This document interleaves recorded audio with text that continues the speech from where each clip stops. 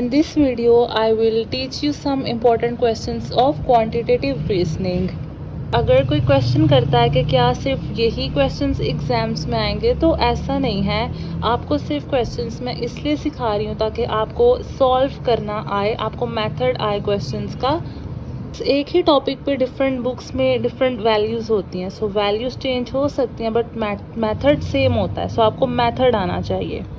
पहला क्वेश्चन देखें जो बहुत सिंपल है, 3/4 मल्टीप्लाई 1/4। हमने सिंपली 3 को 1 से मल्टीप्लाई कर देना, 4 को 2 से मल्टीप्लाई कर देना, 3/8 आ गया। इसे डिवाइड किया तो हमारा आंसर आ गया 0.375।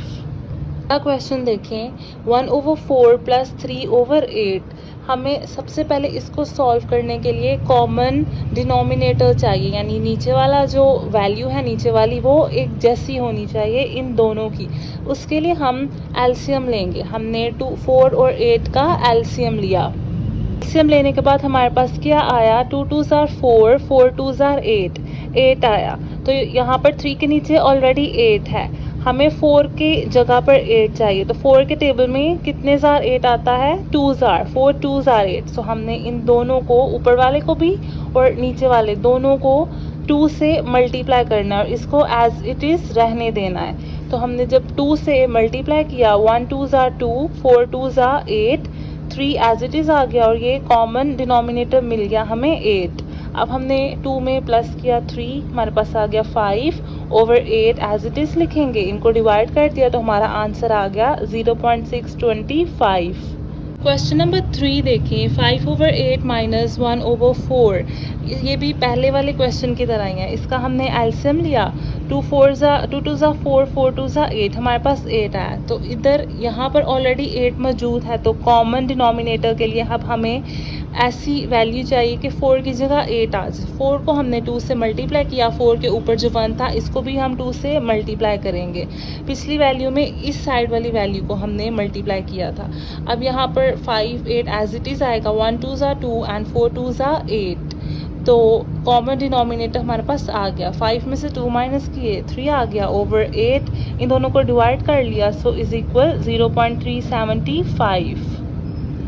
अगला क्वेश्चन देखें, 1/2 प्लस 2/3 प्लस 3/4। अब इसका हम लोग कॉमन डिनोमिनेटर के लिए इसका भी एलसीएम लेंगे। तो हमारे पास आया 2 2 ज़ा 4, 4 3 ज़ा 12।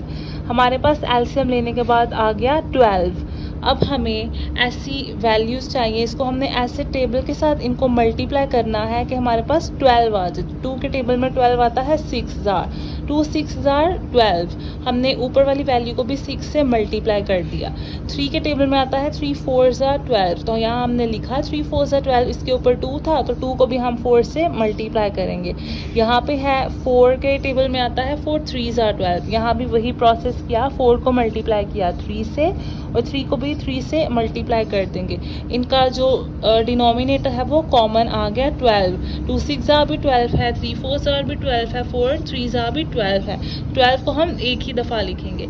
1 × 6 6, 2 × 4 8, 3 × 3 9। इनको आपस में प्लस कर लिया तो हमारे पास आ गया 23/12। इनको डिवाइड करेंगे तो हमारा आंसर आ गया 1.92। अगला क्वेश्चन बिल्कुल सिंपल है। इसमें सिंपल हमने मल्टीप्लिकेशन कर देनी है, इसकी कटिंग कर दी और हमारे पास आंसर आ गया। क्वेश्चन नंबर 6 देखें, इसमें ये डेसिमल है 3.5। इसको हमने कॉमन फ्रैक्शन में चेंज करना है। फ्रैक्शन क्या होती है, जिसमें एक नॉमिनेटर होता है एक डिनोमिनेटर होता है। सो ये डेसिमल की फॉर्म में लिखा हुआ है, इसको हमने कॉमन फ्रैक्शन में कन्वर्ट करना है। हम क्या करेंगे, 3.5 को मल्टीप्लाई 10 के साथ क्यों करेंगे, बिकॉज हमने लिखा 1 लिखा, उसके बाद पॉइंट के बाद जितने भी वैल्यूज़ होंगी उतने ज़ीरो लिख देने हैं। इधर पॉइंट के बाद सिर्फ एक वैल्यू थी तो हमने यहाँ पर एक ज़ीरो लिख दिया। 3.5 को मल्टीप्लाई कर दिया 10 के साथ तो हमारे पास आ गया 35। अब हम 35 को इस 10 से डिवाइड करेंगे। जब हमने डिवाइड किया तो हमारे पास आंसर आ गया 7/2। क्वेश्चन नंबर 7 देखिए, यहाँ पर हमारे पास 2.15 यानी पॉइंट के बाद दो वैल्यूज़ है। यहाँ हम 1 लिखने के बाद आगे 2 ज़ीरो लगाएंगे बिकॉज पॉइंट के बाद दो वैल्यूज़ है। यहाँ पॉइंट के बाद सिर्फ एक वैल्यू थी इसलिए हमने एक ज़ीरो लगाया था। 2.15 को मल्टीप्लाई करेंगे 100 से, हमारे पास आ गया इज इक्वल टू 15। अब 215 को इस 100 से हम लोग डिवाइड करेंगे, डिवाइड करके हमारे पास आंसर आया 43/20। क्वेश्चन भी सेम है, यहाँ पर पॉइंट के बाद तीन वैल्यूज थी तो हमने यहाँ पर 1 लिखने के बाद 3 ज़ीरो लगाए, इसे मल्टीप्लाई किया तो हमारे पास आया 34। 34 को डिवाइड कर देंगे 1000 से तो हमारे पास आंसर आ गया 17/500। एक्चुअल में मेरे से एक मिस्टेक हुई है, इनको डिवाइड नहीं करना है, इनकी कटिंग हो रही है बिकॉज ये ऑलरेडी डेसिमल में थे। अगर डिवाइड करेंगे तो मे बी डेसिमल में दोबारा से आंसर आ जाएगा, इनकी सिंपली हमने कटिंग की है। अगला क्वेश्चन देखिए, हाउ मच विल यू पे working for 6 months at a salary of $3,200 per month. अगर हमारी सैलरी $3,200 पर मंथ है तो हम 6 महीने काम करें तो हमें कितनी सैलरी मिलेगी।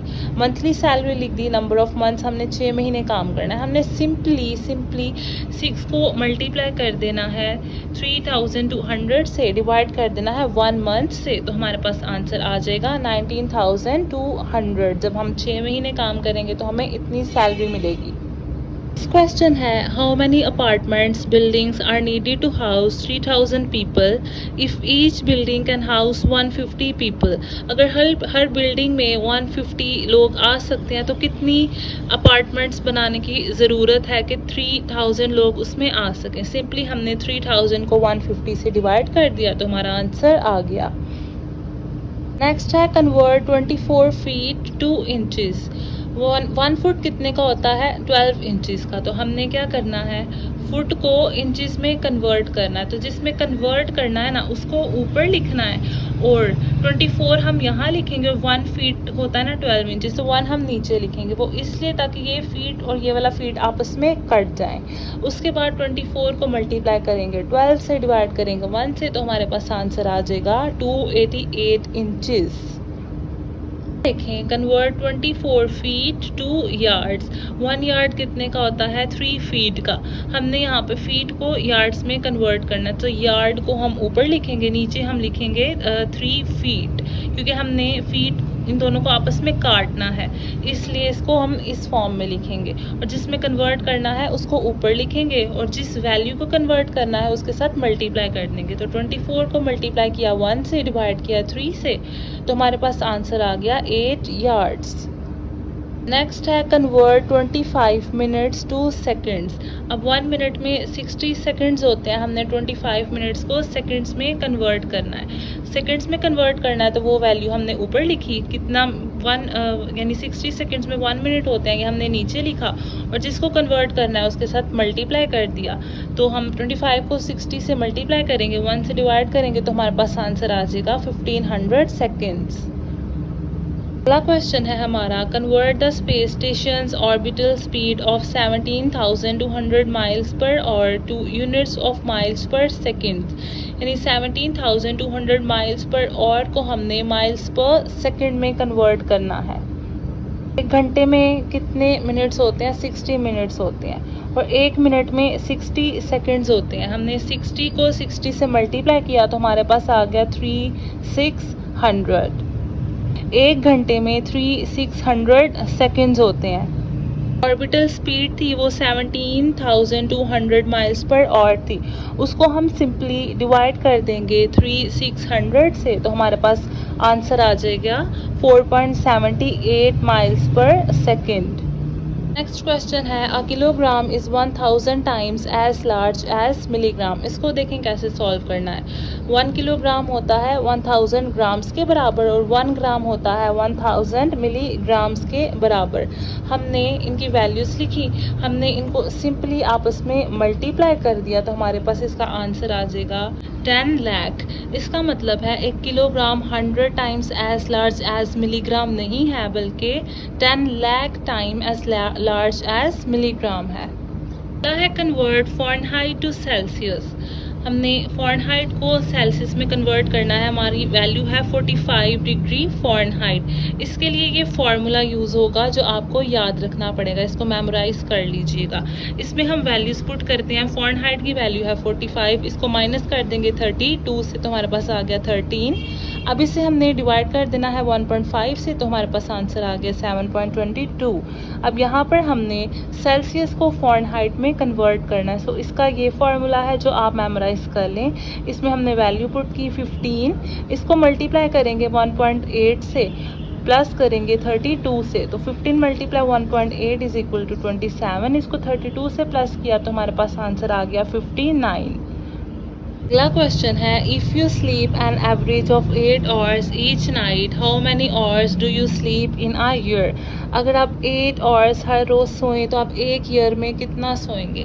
स्लीप है 8 आवर्स और स्लीप इन ईयर्स ये हमें नहीं पता। एक साल में कितने दिन होते हैं? 365, ये हमें पता है। सो 365 को सिंपली हमने 8 से मल्टीप्लाई कर दिया, क्योंकि हमने 365 ईयर्स में हर दिन 8 घंटे 8 घंटे सो रहे हैं, इनको मल्टीप्लाई कर दिया तो हमारा आंसर आ गया 2920 hours per year. The question है, the median salary for the New York in 2008 was $1,875,000. Assuming a 160 game season, express the salary in dollars per game. यहाँ पर सिंपली सैलरीज को बताना है कि एक दिन के हिसाब से पर गेम के हिसाब से कितनी सैलरी मिली। टोटल सैलरी को हमने सिंपली 160 से डिवाइड कर देना है, क्योंकि 160 गेम्स टोटल खेली हैं। तो एक गेम के हिसाब से सैलरी फाइंड करने के लिए हमने टोटल सैलरी को डिवाइड करना है 160 से, तो हमारे पास आंसर आ जाएगा। The question है, find the area of a triangle with a length of 6 cm and width of 4 cm. Formula of a triangle का एरिया ऑफ अ ट्रायंगल का फॉर्मूला है area is equal length multiply with. Length है हमारे पास 6 centimetre, with है हमारी 4 centimetre, इनको multiply किया तो आंसर आ गया। हर शेप के अकॉर्डिंग उसका एरिया फाइंड करने का फॉर्मूला, इसका आप स्क्रीनशॉट ले लें। अगला क्वेश्चन है, find the parameter of square with a side length of 5 centimetre. इसका फॉर्मूला लिखेंगे, फॉर्मूला 4 मल्टीप्लाई साइड लेंथ। 4 हमने एज इट इज़ लिखा, मल्टीप्लाई साइड लेंथ कितनी है 5 सेंटीमीटर, उसके साथ मल्टीप्लाई किया तो हमारा आंसर आ गया 20। ये रहा हर शेप के अकॉर्डिंग उसका पैरामीटर फाइंड करने का फॉर्मूला, इसका भी आप स्क्रीनशॉट ले लें। क्वेश्चन है, find the volume of a cube with a side length of 3 centimetre. Volume है साइड लेंथ क्यूब, हमने वैल्यूज पुट की, v is equal side length कितनी है 3 सेंटीमीटर, इसका क्यूब लिया 3 मल्टीप्लाई 3 मल्टीप्लाई 3, हमारे पास आंसर आ गया 27। और ये रहा हर शेप के अकॉर्डिंग उसका वॉल्यूम फाइंड करने का फॉर्मूला। क्वेश्चन है, find the area of a circle with a radius of 7 centimetre. Formula लिखा, a is equal pi multiply radius square. Radius है हमारे पास 7 सेंटीमीटर, उसका स्क्वायर लिया तो हमारे पास 49 आ गया। पाई की जो वैल्यू है वो 3.14, ये एक फिक्स्ड वैल्यू है, इसको मल्टीप्लाई किया 49 से तो हमारे पास आंसर आ गया 15.386। नेक्स्ट हम करते हैं rates, ratio, proportions and percentage. इसके ऊपर मैंने एक सेपरेट वीडियो भी बनाई है, उसका लिंक आपको डिस्क्रिप्शन बॉक्स में मिल जाएगा, वो ज़रूर देखिएगा। पहला क्वेश्चन है, डिवाइड 240 इंटू द रेशियो 3:5। हमने 240 को 3:5 की फॉर्म में डिवाइड करना है। उसके लिए हम सबसे पहले 3 और 5 को प्लस करेंगे, हमारे पास 8 आ गया। इसे डिवाइड करेंगे 240 से, सो हमारे पास आ गया 30। अब जो 30 आया है इसे बारी बारी इन दोनों वैल्यूज से मल्टीप्लाई कर देंगे तो हमारे पास आंसर आ गया 90 ओ 50 150। इसको हम रेशो की फॉर्म में लिख देंगे 90:150। अगला क्वेश्चन है, a car travels 250 miles in 5 hours, what is the rate of travel in miles per hour. अगर 5 घंटे 250 माइल्स ट्रेवल किया है तो 1 घंटे के हिसाब से कितना ट्रेवल किया होगा। हमने सिंपली रेट इज इक्वल है डिस्टेंस ओवर टाइम, डिस्टेंस कितना है 250, टाइम कितना है 5, इन दोनों को डिवाइड किया तो हमारा आंसर आ गया 50 miles per hour. If 2 bottle of juice cost $5, how much will 5 bottle cost. यानी 2 बॉटल्स जूस की अगर $5 की हैं तो 5 बॉटल्स कितने पैसों की आएंगी। हमने लिखा 2 बॉटल्स $5 की हैं इज इक्वल टू 5 बॉटल्स हमें 5 बॉटल्स कितने की आएंगी उसकी वैल्यू नहीं पता, उसकी जगह हमने x लिख दिया। अब इसकी क्रॉस मल्टीप्लिकेशन करेंगे, 2x ऐसे आ गया is equal to 5 multiply 5, 2x is equal to 5 5 25। अब हमने x को साइड पे लिखा, 25 और 2 डिवाइड होने चला गया। यहाँ पर हमने इसको डिवाइड किया तो हमारे पास आंसर आ गया x इज इक्वल 12.50। अगला क्वेश्चन है, a book cost $25 if there is a 50% sales tax, how much will you pay in total. एक बुक $25 की है, लेकिन अगर हमें 15% सेल टैक्स देना पड़ेगा तो हम टोटल कितनी अमाउंट पे करेंगे। 15 की परसेंटेज ख़त्म करने के लिए हमने पहले इसे डिवाइड कर लेना है 100 से, हमारे पास आ जाएगा 0.15। हमने प्राइस और टैक्स परसेंटेज को मल्टीप्लाई कर लिया, हमारे पास आया 3.75। अब इसको हमने 25 में प्लस कर लेना है, फिर हमें पता चल जाएगा कि हमने टोटल अमाउंट कितनी पे करनी है, जो है 28.75। सिट फॉर टुडेज़ वीडियो, इसका अगला पार्ट मैं अपलोड करूँगी और उसका लिंक डिस्क्रिप्शन बॉक्स में या पिन कमेंट में दे दूँगी।